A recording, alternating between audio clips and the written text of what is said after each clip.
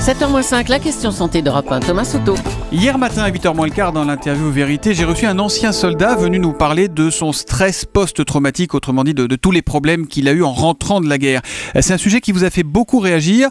Du coup, on a décidé d'y revenir avec vous, Jean-François Lemoine. Et ce qu'il faut dire pour commencer, c'est que ce syndrome de stress post-traumatique, il ne concerne pas que ceux qui reviennent de la guerre. Oui Thomas, quelle différence y a-t-il entre le rescapé d'un tsunami, le miraculé d'une grosse chute de ski ou une grand-mère qui s'est fait braquer son sac au coin d'une rue? Eh bien, c'est cette nouvelle maladie que la médecine appelle syndrome stress post-traumatique. En clair, tout ce qui découle de la rencontre avec l'immédiateté de sa propre mort. Et ça concerne beaucoup de monde en France, docteur? Vous avez des données? Ça concerne, oui, 600 000 personnes rien que dans notre pays. C'est un problème de santé publique insoupçonné en raison d'un mauvais dépistage, d'une prise en charge encore balbutiante et une méconnaissance des conséquences qui en découlent. Alors, je reprends un peu vos exemples, la chute de ski, la grand-mère, le tsunami. On a l'impression que c'est un peu fourre-tout, votre affaire. Vous mettez un peu tout dans cette maladie. On peut comprendre qu'une gentille mamie qui se fait voler son sac soit un peu stressée, mais c'est quand même pas comparable avec le soldat qui est au front. Eh bien, en fait, les spécialistes ont défini 3 situations qui n'ont pas les mêmes conséquences. En cas de catastrophe naturelle,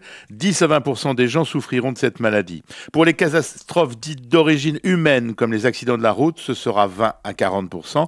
Et 80 voire 100% pour les agressions sexuelles graves, les prises d'otages ou les faits de guerre. C'est ce qui explique ce chiffre de 600 000 Français touchés par an. Bon, mais cette maladie, alors, elle se manifeste comment? Quels sont les symptômes? Il y a 3 types de symptômes, Thomas, qui ont parfaitement été décrits hier par votre invité.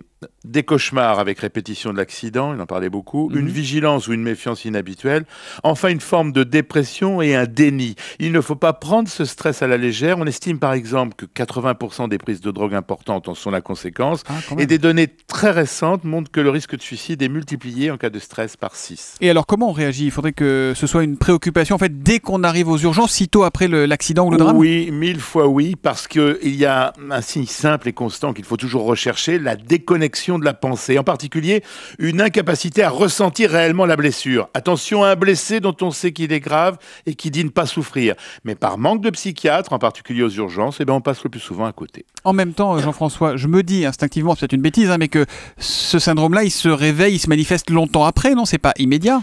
Oui, vous avez raison, les problèmes arrivent souvent longtemps, très longtemps après, d'autant qu'il y a ce problème de déni. C'est un terme que j'ai pas assez commenté sans doute, mais qui signifie que le malade nie complètement la réalité jusqu'au jour où ça casse. Oui, il se prend tout dans la figure. Donc si je vous suis bien, il est vraiment fondamental d'agir dès les premières heures, même si c'est un peu contre nature. Oui, parce que c'est alors simple et efficace. Pas de médicaments, mais un travail psychologique sur l'événement traumatique. Il faut mettre des mots sur les images. Il faut parler de l'événement qui stresse. Malheureusement, en France, moins d'un traumatisé sur 2 rencontre un médecin susceptible de prendre des mesures efficaces. Merci, docteur Lemoine. On vous retrouve à 7h moins 5 demain. À demain. Bonne journée.